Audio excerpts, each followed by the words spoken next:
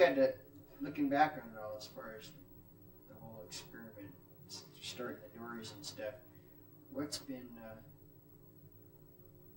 the best part of it for you? I wonder if you could single something out. The best part of it? That's hard to say. The associations we've had with good friends,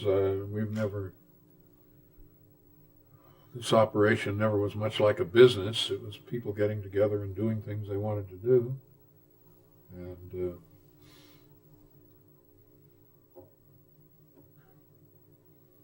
I don't know, sometimes I must say that the best part of it is just crashing through a great big wave and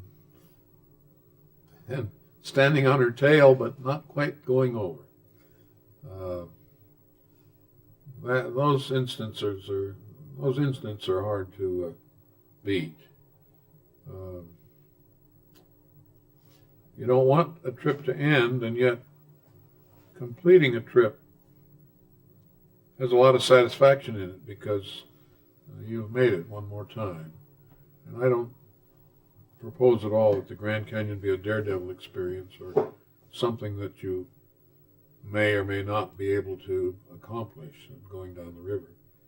But still, there is a challenge in it. Everybody knows that. And it's good to put another trip under your belt knowing that it came out well and that it did something for the people on it. I don't know what, who knows, what life would have been like having gone another way. But there it was, and I got into it. I either drifted in or got caught in or somehow made my way into it, and I'm not the only one. There are plenty of others. Plenty who could have started it and run it, done it the way it was done or better, and people on this crew today who could do the same thing. Somehow they've made their choice and they want to be with this affair as it moves on. I don't have it anymore, as you know.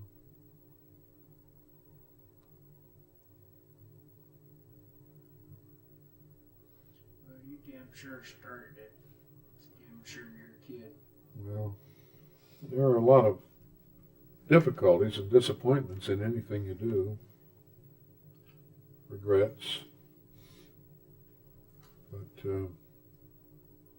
one thing you learn is how hard it is to be in a small business and what you've got to put up with in the way of the national and state governments that you've got to deal with. All that. It takes a lot of the joy out of it. The business of doing things that count for people and in which you want to give good value, for what is received. That's made harder and harder by the agencies of various governments that control and regulate and restrain you. And I don't mean that regulation isn't necessary, but we've been in a straitjacket, the way all the other outfitters are, and we've had to fight that off occasionally. Where do you see us, where do you think this, like, I know you living through the Depression and World War II and all that stuff, it just strikes me that that's an enormous amount of change to see in one lifetime. I didn't hear that. I think back to you going through the Depression and going through World War II and seeing all this stuff, and it just seems like an enormous amount of change. And for me, I just look at the little time I've been here, how fast things are moving now, and I wonder where does the Grand Canyon fit into what's going on into the 90s? Well, the Grand Canyon has been hurt, badly by the effects of Grand Canyon Dam upstream. We used to worry about what the dam would do to Glen Canyon, what it would do to what you always worry about what is going to be covered up. But what we never thought about was what the effects would be downstream. And, of course, the peaking power arrangement, which should all be done at Hoover Dam. Hoover has nearly 3 times the generating capacity of Glen Canyon, and that's going to waste, a lot of it. The peaking power business in which the rivers flow could be as much as, well, could vary by as much as a factor of 10 in a single day, 10 or more. Was ruinous, not only to river trips, but to the biota of the river, and of course to the beaches and all the other things, the stabilization of the banks that had occurred over centuries, and all that was wiped out. I noticed on this last trip, we hardly saw any bats. There used to be thousands in the sky at dusk and at dawn. We saw not one single violet green swallow. It used to be over the river in the thousands. But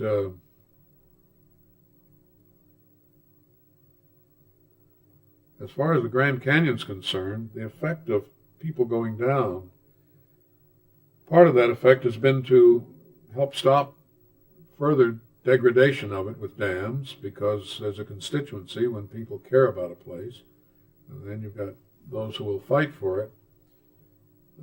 We can't hurt the Grand Canyon in the long run if you think in terms of geologic time. The dam has hurt it in the long run in the sense that it has actually exterminated species with the change in the water and so forth. But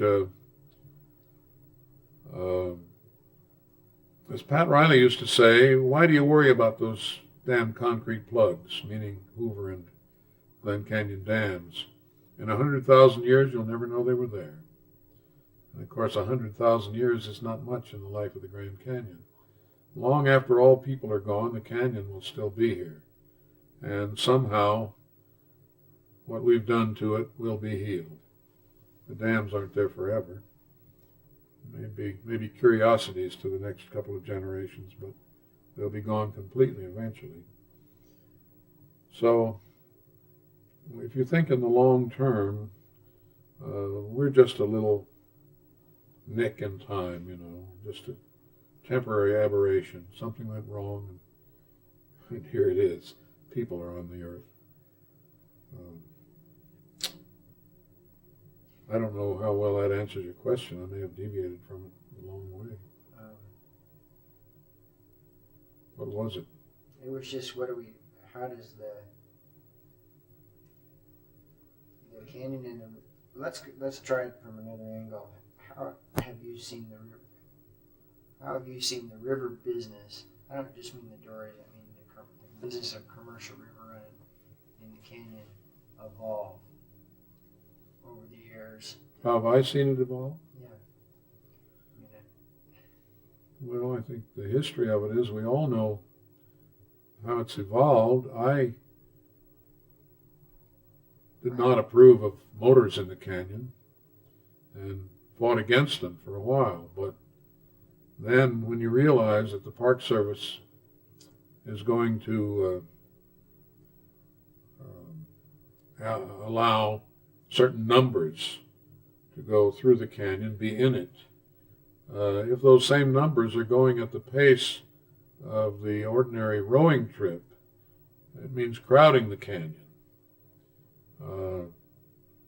We said, well, if there are those people who don't want to spend a lot of time there, let them get in and get out and leave the canyon, leave more of its time for those who prefer to stay longer. And actually, if they had outlawed motors, as they did, and if that had stuck, and they'd still allowed the same numbers of people to go through the canyon, there could have been as many as 2 or 3 times as many people as there are in the canyon at any one time as there are with motor trips there. because they move right along and get out.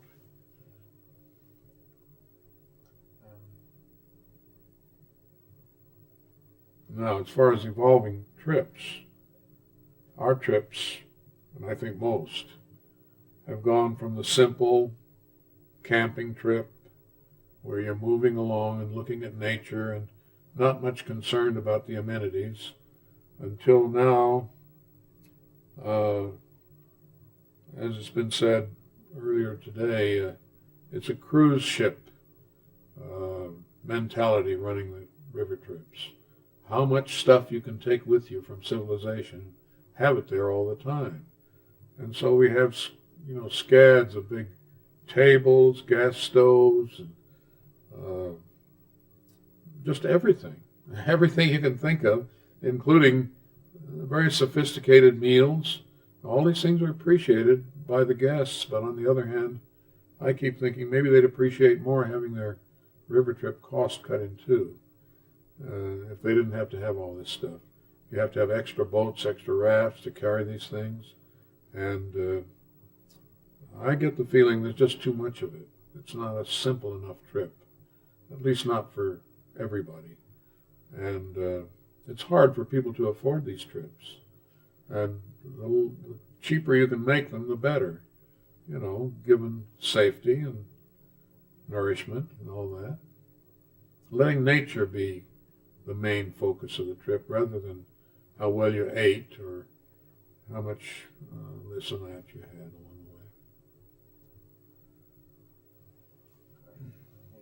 There's some people that need to hear that. I can't see who that is over there. That's Kenton Grua. My God. Good old clean Kenton. Martin, remember that thought you had on the river about having a John Wesley Powell Day as far as meals? Oh, yeah. Why don't you tell a little about that? Okay, are you running? Yeah. Maybe to bring these points home, it would be interesting for people on the river, out of their 8 days, 10 days, 16 days, 22 days, or whatever it is, they have one John Wesley Powell Day, in which we assume that we're at that point as John Wesley Powell was, and we've got to get along with what he had.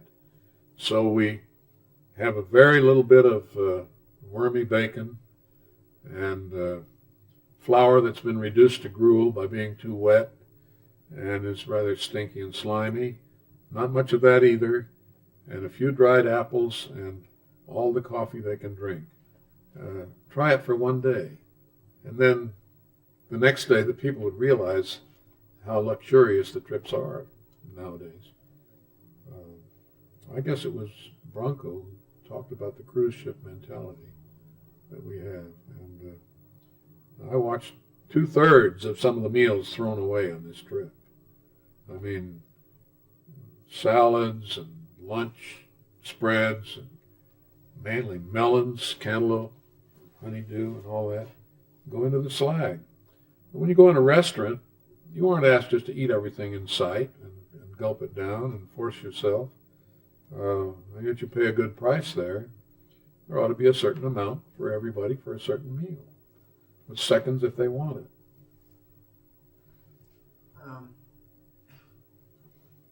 I didn't mean to be critical of the trip, because it certainly doesn't hurt the passenger's experience, except that everything adds up to what they have to pay for it. And people say if you run out of food, well, people will complain, but you can run out of 1 or 2 items without anybody being bothered by it. Well, I wonder what's the most important thing. I mean, what are they really paying for? I don't know. I mean, I wonder what's the most important thing that people really take away from those trips.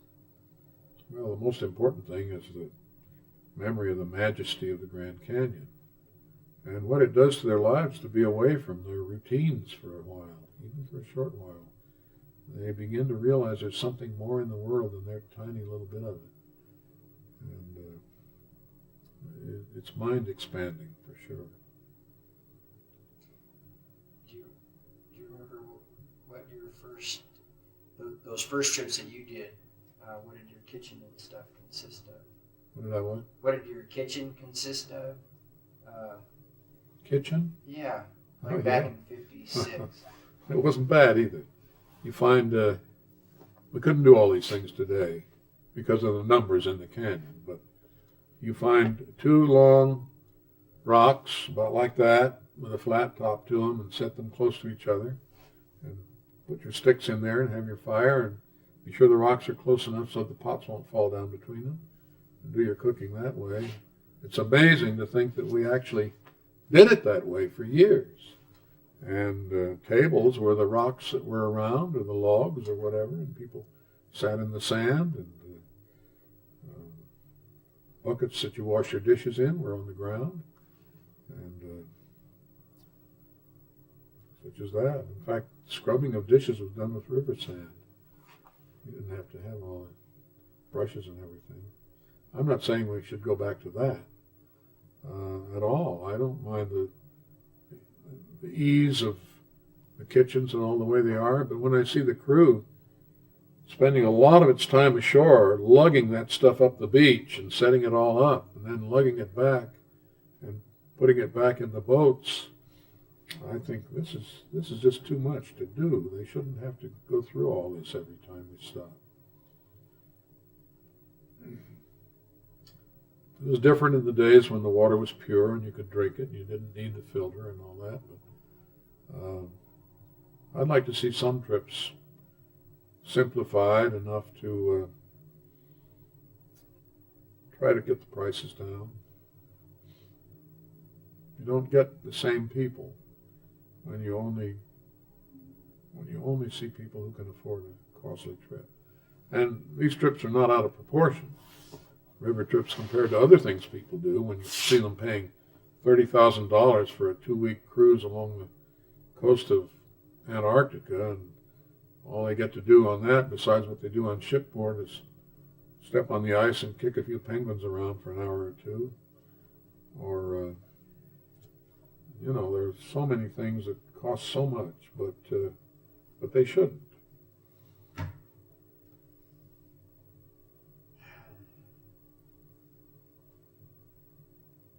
There's so many things I want to ask about.